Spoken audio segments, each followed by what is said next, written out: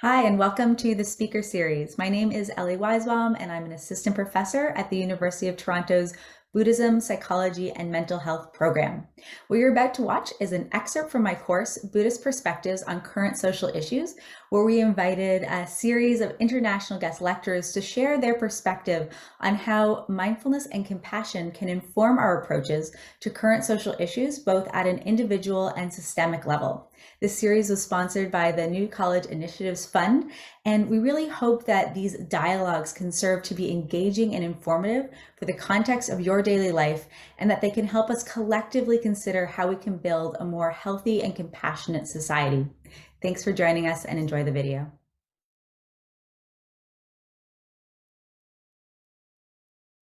The speaker you're about to watch is Brother Phap.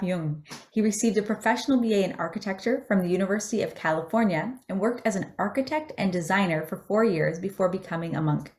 He helped establish Deer Park, which is Thich Nhat Hanh Center in California, along with the other US centers, and in these spaces designed programs and retreats for children, teens, families, young adults, and many different professions. He's led mindfulness retreats in North and South America, China, Hong Kong, India, Bhutan, and Germany.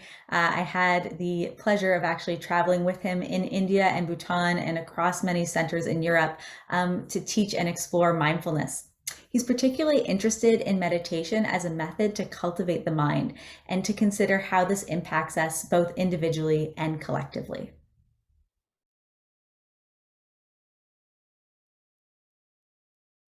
I love the word fluid, it's don't be too sure and stop putting people into box. You see how that's very related to views? And that's how we cause other people suffering, is we put people in box and we put ourselves in the box. So not just narrative about culture and things that are happening in a society, but narrative about ourselves. Someone of you asked you, how do I deal with the past and the future, And so you have to look at the narrative, another word for view. So the story we tell about ourselves, I am a victim. I have been so and so, this has happened to me as a child, therefore I am like this. So you begin to fixate yourself and not put yourself, you put yourself in a box and not allow yourself. So you have to be careful how you tell the narrative so that it doesn't lock you for becoming more whole. So there could be many narratives. And what are some of the narratives that we are not seeing? So meditation can help us and give us time to understand where these narratives come from. And what is our narrative about happiness and the purpose of human life, our life? What is the narrative about the things we accumulate in relation to our happiness? So these are the stories that our culture, our parents put onto us. And if you don't put time to look at them, to question them, then you'll always be running after other people's narrative. So this is very important why, of course, we can't deny our past and our experiences, like my refugee experience, my trauma growing up, being discriminated and being bullied. So that I know that informs me. But now with meditation and understanding how that comes from, I am no longer a victim of it. So I don't, blame others. I don't accuse others. I know my part and what I can do now. So I have more freedom to choose to tell my own story and not to fit. And another narratives are our identity, who we are, right? I am male, I'm female, I like this, I am type A, I am introvert, all these kind of things. I am, there's so much important right now to have identity, to identify, to belong to what group. And you have to be very careful because when you identify with something, it could be the base to suffer and conflict with other people who identify differently.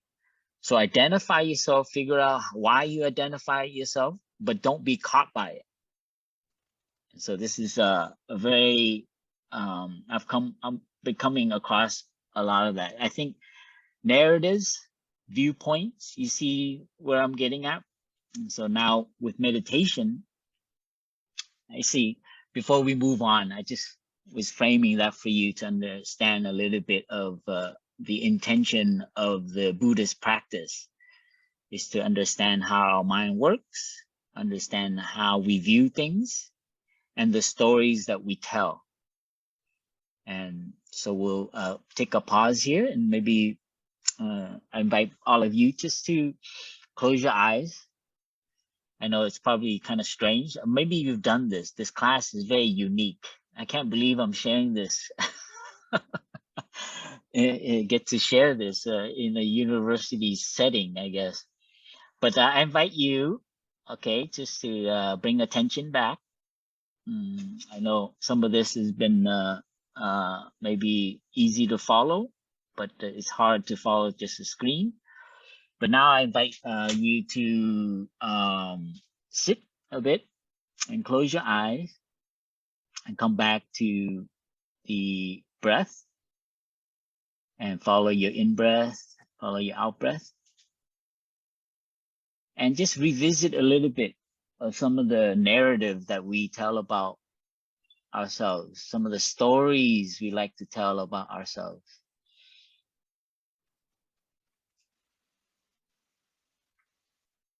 And just,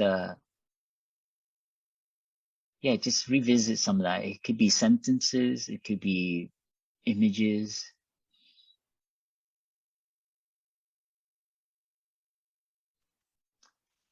And I invite you with each breath, just to have some sympathy, some softness, and just allowing some buffer with that narrative. That it is true, but it's not completely true of who I am.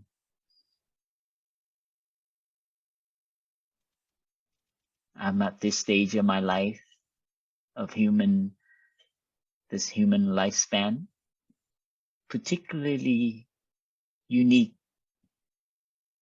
My parents have given me birth in a particular place on the planet, within a particular kind of culture, through a certain kind of education, shared with very particular kinds of friends. How all these conditions have helped me produce this view, this story about myself.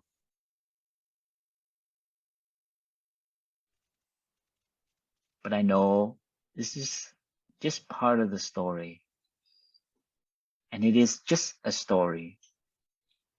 In this present moment, without any narrative, story, I am truly myself in this moment.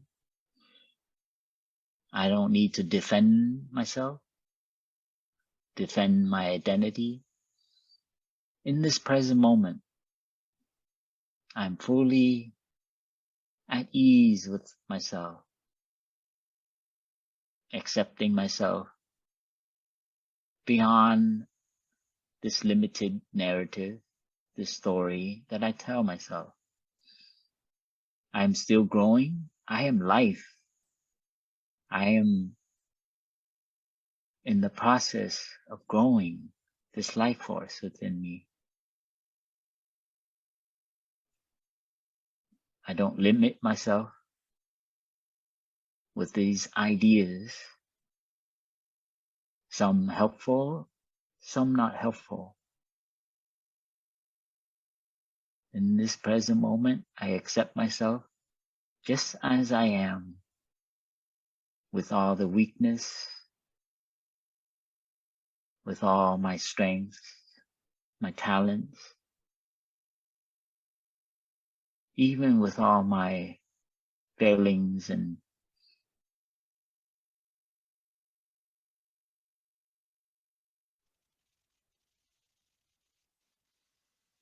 I am enough right in this moment without these stories.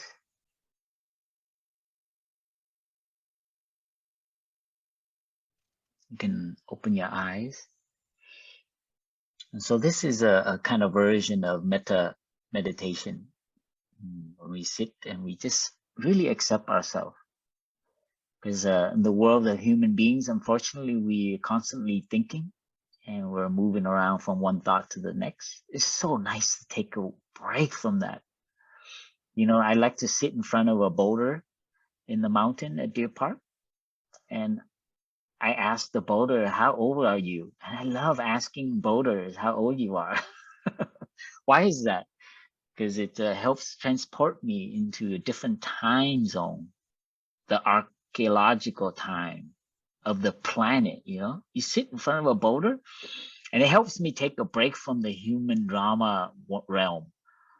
You know, oh, I like this, I don't like that. Oh, they like me, they don't like me. I'm accepted, I'm good enough. Oh, I'm doing good things. It's all in the human realm. But what does a boulder have to say to that?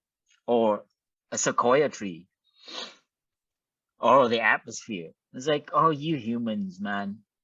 You know, you might be gone in a few 100 years or even 10 years now. But like, guys, what's the planet will go on, you know?